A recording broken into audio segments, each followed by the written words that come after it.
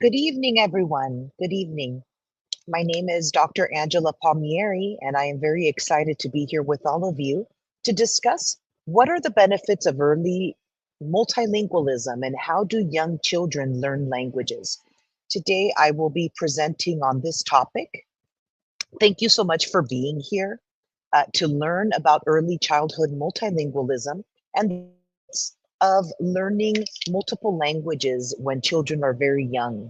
And so we will be discussing how children learn languages and the benefits of learning multiple languages at a very young age. We will be answering and asking questions.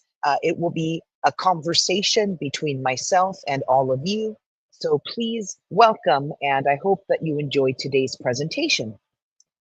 Please feel free to ask questions in the chat throughout the presentation, and this will be a learning session, but also a dialogue around multilingualism. Okay, so today we will be discussing several themes. We will be talking about the definition of multilingualism, some facts about multilingualism around the world, the stages of second language acquisition, what language development looks like in young children, the benefits of multilingualism, language and the brain, theories around language development, and some misconceptions about multilingualism, especially in children. So I just want to share a little bit about myself, my own multilingual journey. So my parents are both from Abruzzo, Italy. So I am Italian. They are from a small part of Italy called Abruzzo, and they immigrated, both of them, to Venezuela at different points in their lives. My mom when she was very young, my father when he was in his 30s, and both of them spoke Italian and dialects of their towns. Both of them spoke Spanish and English. My mother only spoke to me in Spanish throughout my life, and my father spoke to me only in Italian throughout my life. Which very interesting way to become multilingual, right? So both of them only spoke to me in Italian until I was about 5 years old. I was born and raised in Caracas, Venezuela, and I immigrated to Los Angeles, California, in the United States when I was 7 years old. So by the time I started learning English when I was 7, I was already literate in Spanish and in Italian. And so that helped create a multilingual person, right? I speak English, Spanish, and Italian fluently. So that's a little bit about my story. I'm just going to always be checking if there's anything in the chat for me. That's why sometimes I'll be going back and forth. That's a little bit about my story, and that is a very important part of this presentation because it really is the foundation of why I love this topic so much and why I became a researcher and scholar on and in multilingual and bilingual education. And so now I want to learn a little bit about you. What languages are spoken in your home, in your family, and in your community? So feel free, go ahead and write in the chat what languages are spoken in your home, in your family, and in your community. There should be a little chat box where you can add those responses. And the moderator will also be giving me some of those responses as well through the chat. I'll just give you some moments to do that. What languages are spoken? Yes. Okay. Okay, there's a 1 minute lag. Okay, I'll keep going. Okay, so I'll be checking the chat to see um, essentially what languages are represented here today. The lecture will last approximately 50 minutes, if maybe a little shorter, okay, depending on how long we take. Okay, all right, I'll be moving on here. Okay, so what does it mean to be multilingual? So there's many definitions of multilingualism, but here are some uh, parts of that definition. So the ability to use more than one language for a variety of purposes and at different levels of proficiency, right? So being able to communicate in more than one language, and the ability of an individual speaker or a community of speakers to communicate in three or more languages, right? So a multilingual person, there's many definitions, right? We have two or more languages, three or more languages. What would you add? What would you add to that definition? So here in the chat, I see we have Russian, English, some Arabic. We have Italian as well. Russian, English, Italian. Russian, Tatar. Yep, English. Okay. Kalmyk, Russian. Wonderful. Okay. So what else would you add to the definition of multilingualism? What else would you add? So here we have some comments that someone is Russian, their husband is Italian, we speak English at home. So we would love our future kids to speak all of these languages. We have Korean as well. Wonderful. We speak Russian, we speak Spanish from Argentina. Nice. Okay, Russian, French, and Spanish, Russian and English. We have a lot of languages in this community. Beautiful. Okay, so many of you are multilingual, right? And your homes are multilingual. And so sometimes people think that if you have to be completely proficient to be multilingual, but we have different proficiency levels in the different languages that we speak. Okay, I am much more advanced in English and have more proficiency in English than I do in Italian because I live in the United States. So, but I am fluent in Italian as well. And so in this presentation, the word multilingual and bilingual, I'm going to be using them synonymously and interchangeably, okay? So multilingual, bilingual, we'll be using them similarly. And so there are many types of multilingual homes. I'm just checking the chat here. Okay, oh, we have some people even speaking Mongolian. I have been to Mongolia, beautiful. Buryat, yes, Mongolia is a beautiful country. Okay, so there's many types of multilingual homes, right? There's homes where the parents speak different languages, and there's homes where children go to school in one language and the parents speak another language. We have homes where grandparents speak a language, a third language, a dialect, or an indigenous language, right? We have children learning another language in school. Sometimes families learn languages for fun or as a hobby, right? So many of you already mentioned the types of homes that you are raising your children in, right? You speak some languages, your children are learning another. And so it's important to understand the way multilingualism works if we do raise our children in multilingual homes. Okay, so there's many ways to become a multilingual person. We become multilingual in the home, through our grandparents and other family members, in schools, through bilingual programs, through world language programs at the university, traveling, technology, right? I have a friend studying Korean through Duolingo, right? Through our friends, we become multilingual. I'm just checking here. Yes, so someone wrote in the chat that multilingualism is not only speaking languages, but also the sharing of cultures. Absolutely. Someone else wrote here, the ability not only to speak many languages, but to understand the cultures of those languages. Absolutely. That is a fundamental part of learning a language, the culture. I'll be talking about that as well in a little while. Okay, and so there's 6 types of bilingualism or multilingualism, right? So I want you to think, what type of bilingual person are you? So a semilingual person is somebody who is not strong in either language. A passive bilingual person is a person who is a native speaker in one language and is able to understand but not speak another language. Okay, so that's very common. Sometimes we understand a language, we cannot speak the language. A compound or dominant bilingual is someone who is proficient in both of the languages. Okay, excuse me, who is more proficient in one of the two languages, and usually that is the case, right? It's very rare for you to be proficient in both languages equally. One is usually more dominant. We have a coordinate bilingual. So this is where we have two parallel linguistic systems.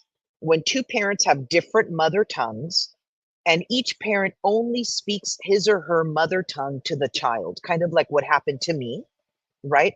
And so when one parent speaks one language and another parent speaks another, the child constructs two separate linguistic systems in the brain and can handle them easily.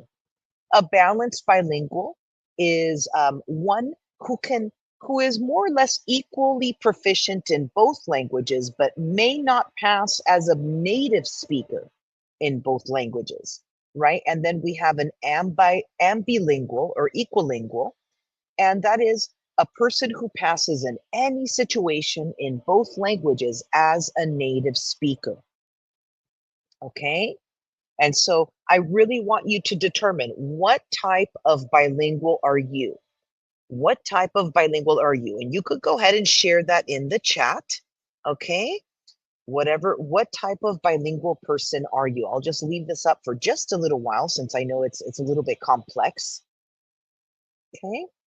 And I'll be reading those off in the chat in just a moment. So just some interesting facts about multilingualism around the world. There are 7,168 languages spoken by people around the world, and languages are disappearing.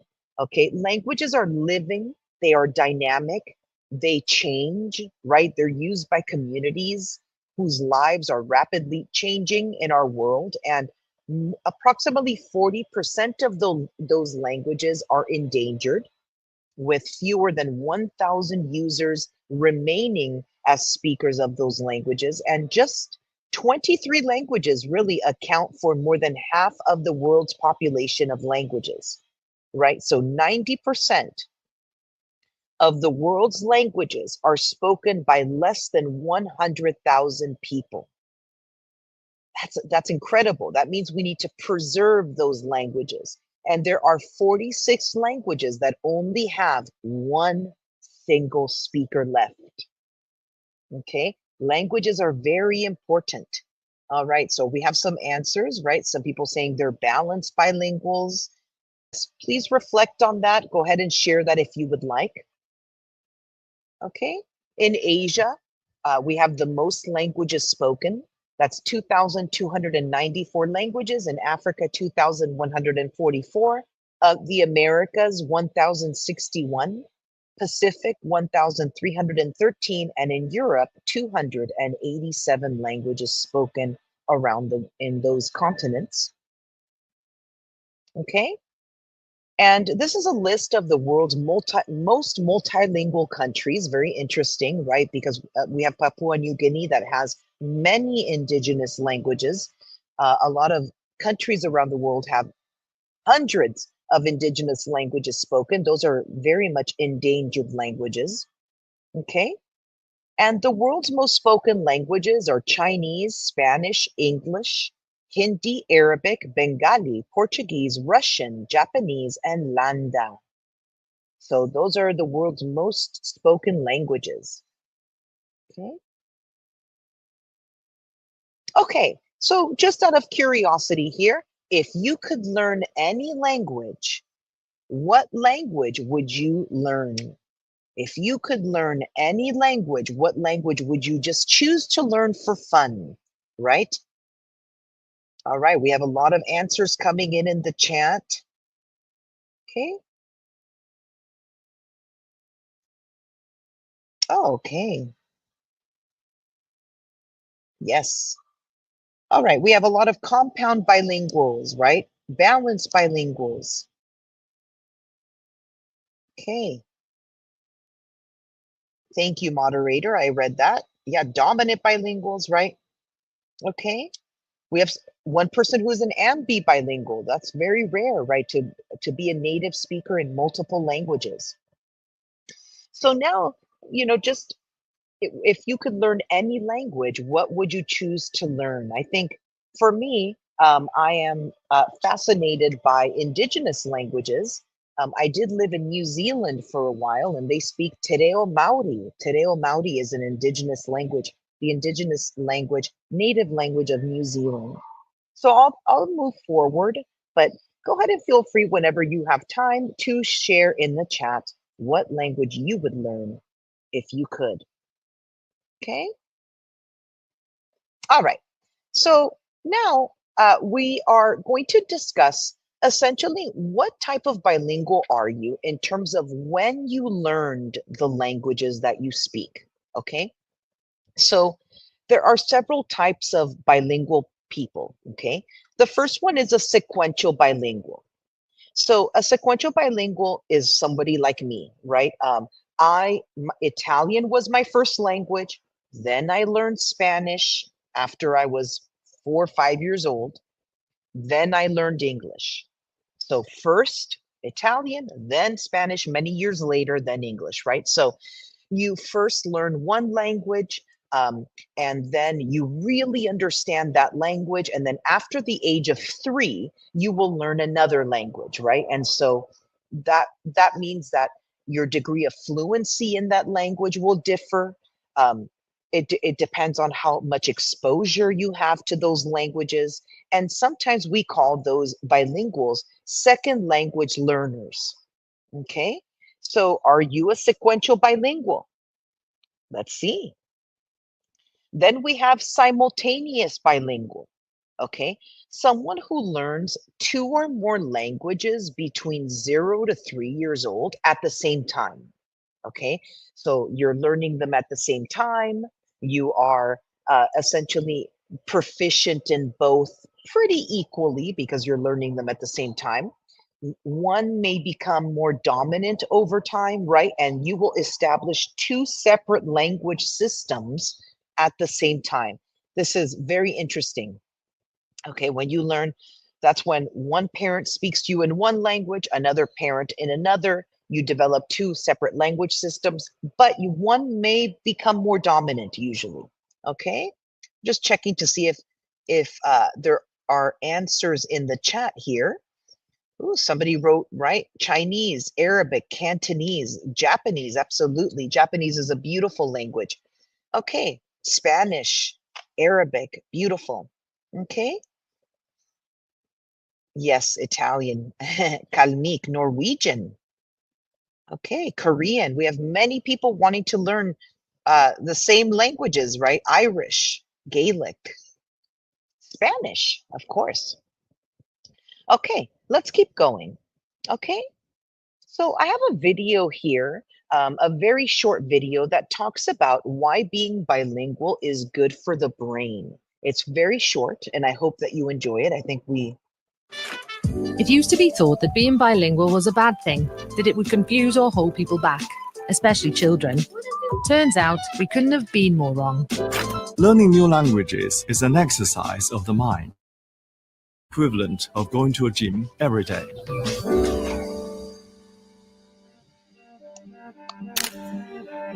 In the bilingual brain, all our languages are active, all at the same time. The continual effort of suppressing a language when speaking another, along with the mental challenge that comes with regularly switching between languages, exercises our brain. It improves our concentration, problem solving, memory, and in turn, our creativity. It's now widely accepted that there are huge benefits to being bilingual.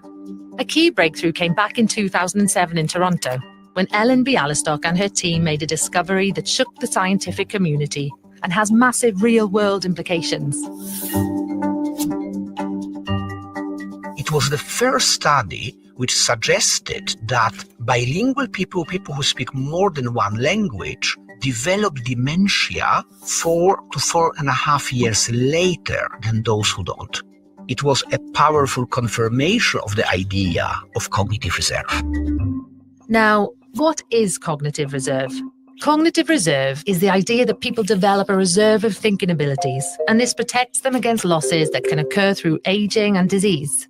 As well as delaying the onset of dementia, bilingual people have been shown to recover significantly better after a stroke. Learning anything new helps build cognitive reserve, but there's something special about language. Language is particularly broad and complex. It affects ideas and concepts, perception, different sounds. The more complex a certain skill is, the more likely it is to have a positive effect on cognitive reserve. So when is the best time to learn a new language? Well, here's part of the answer. The brain is a complex set of neural networks. When you're learning a new language as a child, you're building new networks.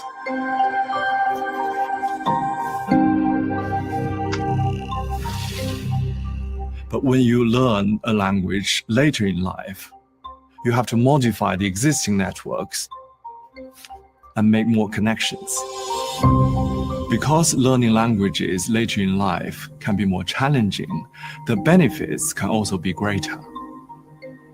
But a 2023 study at Great Ormond Street suggests this is just part of the story. So we invited 3 groups of children that were aged 8 to 10. And we had a group of children who were monolinguals, a group of children who had early exposure to Greek and English from birth. They were our early bilinguals. And finally, we had a group who had been exposed to English between the ages of 2 and 5, and they were our later bilinguals. So what we did that no one had done before is that we asked the children to lie in the scanner while doing nothing and just staring at a cross. And during this, we measured their brain activity. So what we found that was really exciting for us is that our early bilingual group had the strongest connectivity in the network at rest. And this group of regions are regions that light up when we're doing nothing and just mind wandering. A little bit like if you're going to the gym every day, your muscles might look bigger at rest. Well, similarly, your brain might be better connected at rest because you are learning a language early. And this is something no one had found before. And there's more. One lesser-known behavioral effect of bilingualism in both children and adults is the ability to see the other people's perspective, or to understand that it is possible to have different points of view. Recent studies have also found that people tend to react more emotionally in their first language and more rationally in a more abstract way in the second. And the way it is usually explained is that the first language is the one which we use to speak with family, with friends, in informal settings. The second language is usually learned at school, at the university, at work. Scientists are discovering new upsides to being bilingual all the time. And it's not just our brains that benefit. Learning new languages and speaking more than one language is very important, not only for individuals, but also for societies. Learning new languages can open doors to new cultural experiences, life opportunities. Different people, different communities, and different ways of seeing the world. And with that, we'll say a final Ma'assalama. 再见. Au revoir, arrivederci. Goodbye, do widzenia, auf Wiedersehen, adios, adeus. Bye. Hwyl fawr. Okay.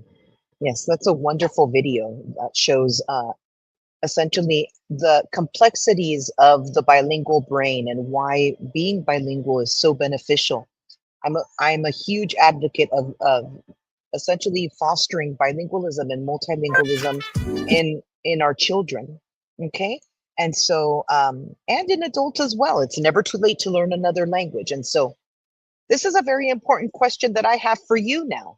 What is the best age for someone to learn another language? So I want you to write in the chat, at what age did you learn another language? And what age do you think is the best age to learn another language? Right? So my first language was Italian until I was 5. Then I learned Spanish and I continued learning Spanish. I teach in Spanish and then I learned English, all before the age of 7 years old, right? By the time I was 7, those are the languages I spoke. And so I really would like to know, what age do you think is the best age? So I'll be reading those in the chat. I'll proceed here. So I will be sharing some research with you on early childhood multilingualism. And the source for this is the article that you see here on the screen. And so it'll surprise you what age is the best age to learn another language. Okay, so a question is, what are the drawbacks of multilingualism, if any? I'll answer, in my opinion, there are no drawbacks of multilingualism, but I'll answer that a little bit more thoroughly in a moment. Okay. Okay, so I'll explain a little bit how children learn language, okay? And so first of all, babies essentially start distinguishing sounds. So when a child is born, they can actually hear and distinguish all the sounds of all the languages in the world. Okay, that's 150 sounds, 7,100 languages. But they're not using all those sounds, okay? They're not using, right, all of those sounds because they usually are speaking just a few languages in their home. And so they can actually respond to the rhythm of a language. They can recognize the stress, the pace of the language. And essentially, even as early as 4 months, they can distinguish between sounds and other noises like a word and a clap. But family, by the time they are 1 year old, they will drop all the sounds that aren't part of the language they are learning. So can you imagine if we expose children to multiple languages, even when they're babies? Because by the time they're 1, they already drop anything that doesn't belong to their own language, right? And so I think that's very interesting. So that's kind of the first stage. Then we get to the second stage, right? The second stage is they start learning words, right? They start learning words in a language, and they put those words together to make meaning. And this is a very important step because if you think about it, when we're speaking, all we're doing is making sounds. For a child to start understanding, oh, wait, those sounds are words. They make words and they make sentences, right? And so in order for a child to understand that, they have to understand when one word ends and another begins, and that's called word boundaries, okay? I'm just checking the chat here. Some people say the earlier the better. The best age to learn a language is 4 to 5, right? Started learning English at 5, Chinese at 16, Italian at 20, Spanish at 28. Okay. So some of you started learning other languages even as adults. Okay, beautiful. So it's definitely never too late. Somebody even said they're learning Hebrew at 61 years old. That's amazing. Okay, I'm going to give you some research that will definitely shock you in terms of when the best age is, in terms of the best time to soak in those languages. Okay, at 8 months, they can recognize groups of sounds, right? And essentially distinguish word boundaries. 12 months, they're able to attach meaning to words. And 18 months, they start communicating, right? They start understanding the words that they're learning, essentially. So this is where they start saying their first words, and they're starting to differentiate between nouns and verbs. And that's why most of the time, the first word of a child is a noun, right? Like mom, right? Milk, those are nouns in a language, right? And then they start learning sentences, and they start creating sentences using the correct word order. And what's fascinating is even at this age, they start using grammatically correct sentence order. So it's so interesting. I mean, even when they're 2 years old, there's, that grammatical correctness is starting to develop. Okay. And so at 24 months, right, they start creating simple sentences. They might say like, me cookie, right? instead of may I have a cookie, for example. By 30 to 36 months, 90% of what children say is grammatically correct. And essentially, after 3 years old, they start expanding their vocabulary and developing more complex language. Okay. But essentially, at the age of 12, okay, at the age of 12, all the architecture to learn a language is complete. So the windows of all of that development, of all of that language exposure and learning, the windows, we say they close, right? And the fundamental architecture in the brain for language is complete. Of course, that does not mean that you can't learn another language after 12. It just means that the best time is before the age of 12, okay? They have the foundations to learn a language like a sponge. Okay. Very interesting, right? Yes. Very interesting. Before the age of 12.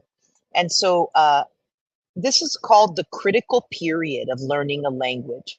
And although there is a lot of debate, some people say it's between 2 and 13 years old, right? There's a lot of debate around the critical period when it comes to second language acquisition, but essentially it is before the age of 12 years old. Okay. And that's called the critical period hypothesis. That says that language learning, the capacity to learn another language, declines after 12 years old. And it becomes much more difficult and effortful. You can still learn it. I have a friend who learned German when he was 25 years old and he became extremely fluent. He had to go live in Germany for 5 years, right? It's not as simple as when you're an adult. Okay, so it shows here, you can see the critical period for language learning declining. You could see here at the age of 12, how when you're very, very young, the language ability, it scores very high and then it declines shortly thereafter. Okay. And the language lives in the left side of your brain. Okay, that's the side that deals with speech and language production. So it lives in the left side. There's different parts of the brain that affect language, and that this is just just to learn what parts of the brain essentially have to do with language. And we have Broca's area, Wernicke's area, the motor cortex, and the auditory cortex. And essentially, these are the areas that have to do with speech production, motor, your speech and motor processes, okay? How to create sounds, right? And the vocalization of sounds, and how to receive signals, right? And in order to create language. Okay, so now I'm just checking the chat here.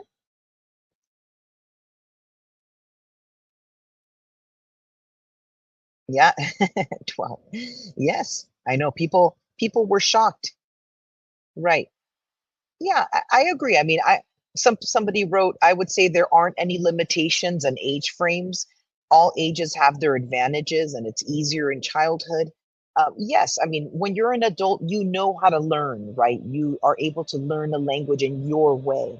But in terms of the way the brain works, and even after a certain age, you have an accent when you learn a language in many cases. Before a certain age, you don't, right? They say before puberty, before you reach, when you're becoming an adult, you are actually able to learn a language without developing an accent. After that, essentially, that doesn't occur as easily. Okay. All right. So now I want to address the question of, are there any negatives to learning and becoming multilingual? Again, for me, there are no negatives. I think becoming a multilingual person allows you to, there's so many benefits that I'll go into now, but I think one of the most beautiful ones is that you're able to communicate with so many more people, right? Even for me, the fact that I speak Spanish. I mean, I am able to communicate with the population of 21 countries all over the world, right? I learned the cultures of those countries because I'm able to speak the language. And of course, Italian is the language of my ancestors. There's a connection to my ancestors because I speak Italian. I'll be going through the benefits in a little while. And then I just want to hear your thoughts. Do you think there's any negatives to learning a language? If so, go ahead and write them in the chat. If not, also, what are the benefits that you find in learning and becoming a multilingual person? So there are 5 benefits that I will be discussing to learning a language and becoming a multilingual person. They are education, cognitive benefits, economic, cultural, and familial. So every job I've ever had in my life, I've been able to get much more easily because I speak Spanish, because in Los Angeles, there are a lot of Spanish speakers. And so that's a huge benefit in my life. Okay, so there are a lot of brain benefits as well. The multilingual brain is constantly activated, especially the linguistic portion, even when we're not speaking or engaging in linguistic tasks.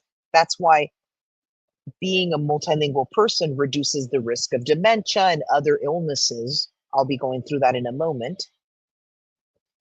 Right. So in terms of the cognitive benefits of being multilingual, we have the executive functions of the brain, right? That is your ability to switch your attention between things and exercise your working memory, right? That is greatly enhanced.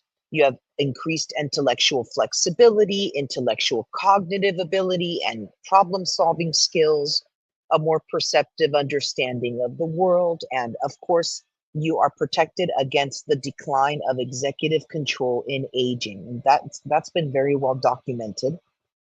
Okay, let me see if there's any comments here. Yes. Okay. I'll be going through those. Yeah. So some people have written that perhaps one negative in learning a language is that you may mix up the languages, right? And I think it's normal to sometimes mix up some languages, but I wouldn't say it's exactly a negative. It's normal for your brain to especially if the languages are similar. That happens especially in the beginning of learning a language. After that, your brain has the ability to differentiate between the languages. Okay, all right. Okay, let's keep going. Educational benefits, right? We have so important that when you learn one language, it's much easier to learn others, right? So I speak 3. Theoretically, I should learn French. I should, especially because I speak the Romance languages, right? I should learn Portuguese also, perhaps. Also other languages, right, that have a different alphabet system that are much more complex. My brain is able to learn those more easily. I should take advantage of that. I never have tried, to be honest, but I should.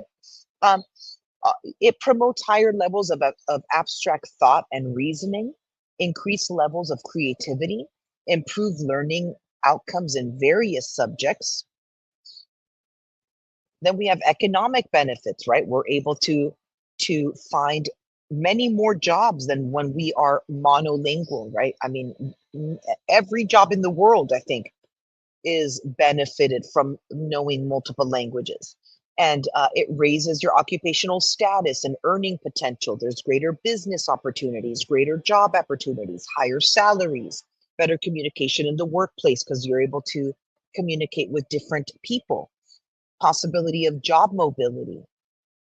Then, of course, we have sociocultural benefits. I mean, we are able to understand different cultures, and that increases empathy and love for other people, right?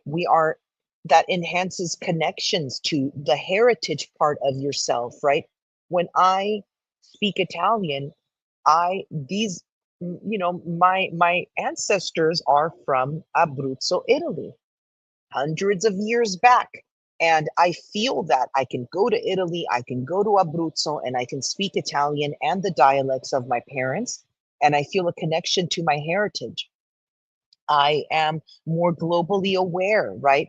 When we speak multiple languages, that reduces bias and discrimination against other people. You have more empathy towards others. It increases your self-esteem, and it improves cross-group relationships, excuse me. And of course, the familial. When you lose the language of your family, you can't speak to the elders in your family. You lose the connection between your family and culture and the language.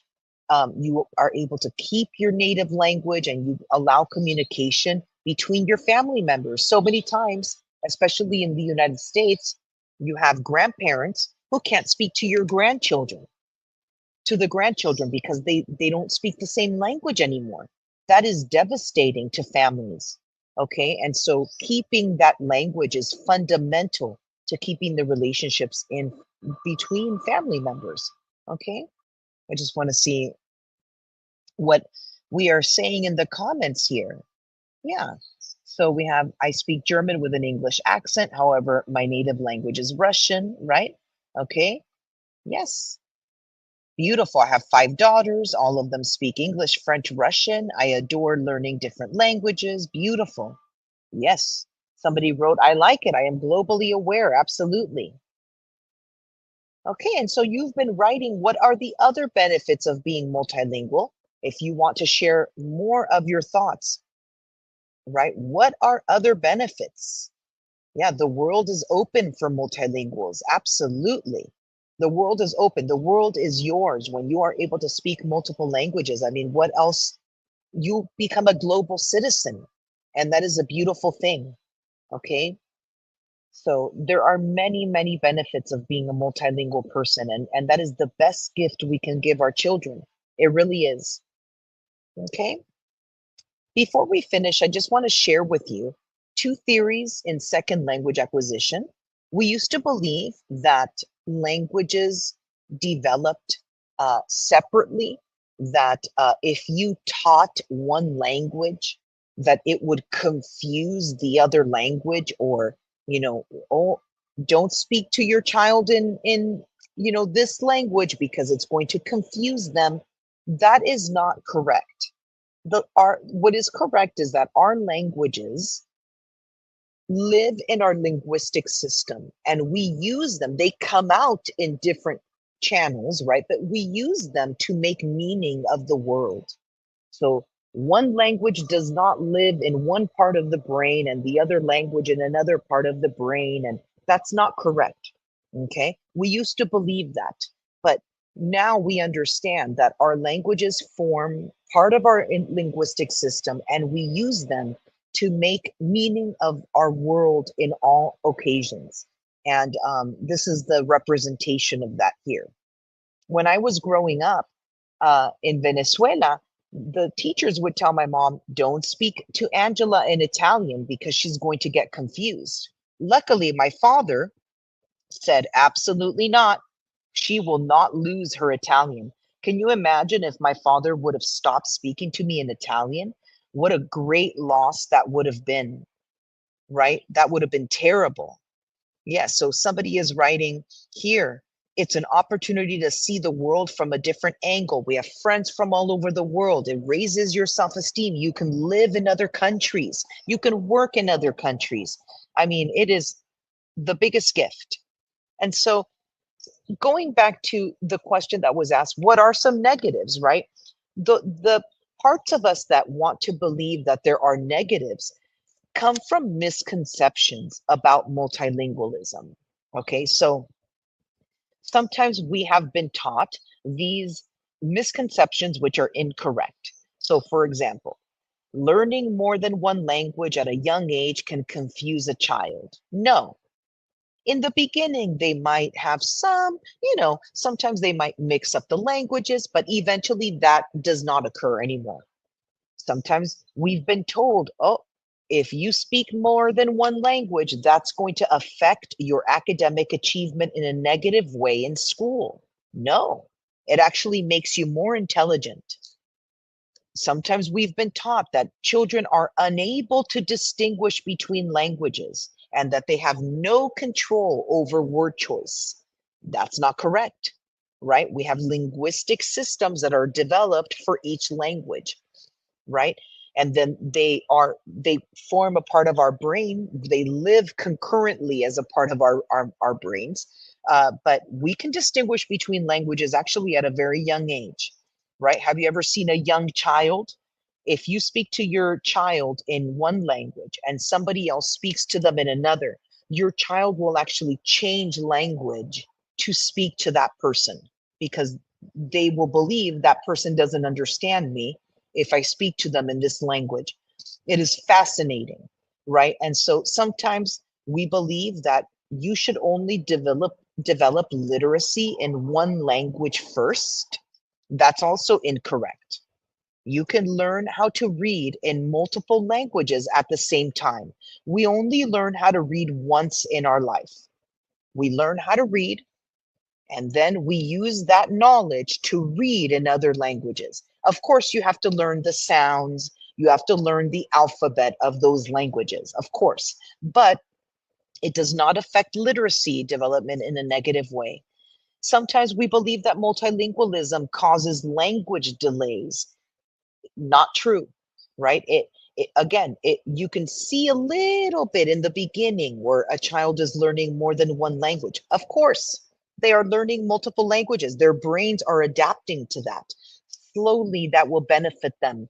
It will not be a hindrance to them. So, what are some other misconceptions that you've learned about learning a language? What are some other things that you've learned that are misconceptions about learning a language? Okay. Yes. Beautiful. I love how somebody wrote the privilege is to be a multilingual person. Absolutely. Okay. So as you think about any misconceptions you may have learned, I also want you to think about what significance does multilingualism have in your life? I really want you to reflect on what does it mean for you to be multilingual and for your children to become multilingual. It is the biggest gift you can ever give them. I can promise you that. I was a teacher for 20, this is my 24th year as a teacher, and I've taught languages my entire career. And what does it mean for you to be a multilingual person? As you're writing that in the chat, okay? Yep, beautiful. Languages in my brain make up a friendly and beautiful mixture and they help each other. Absolutely, absolutely. Beautiful, okay? What questions do you have for me? And simultaneously, well, I'll actually wait to see what questions do you have for me before I continue. Yes. The last one is a hit. My children are bilingual, and I heard a lot of that. Yes, yes. Yeah, in terms of, yeah, happiness, beautiful. What questions do you have for me?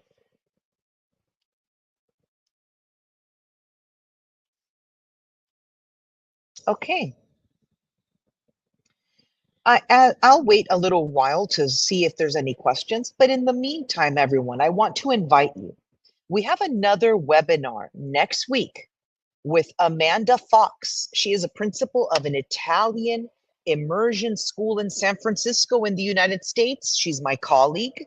So another beautiful webinar with her. So I would like to invite you to that webinar. And then I would like to inform you that you are able to receive and earn an e-certificate from the Regional Language Office if you attend all 4 of these sessions. So in the chat, the moderator will place a document where you can essentially put your attendance. And after all of the webinars, you are able to receive an e-certificate that you have essentially earned credit for taking these courses, okay?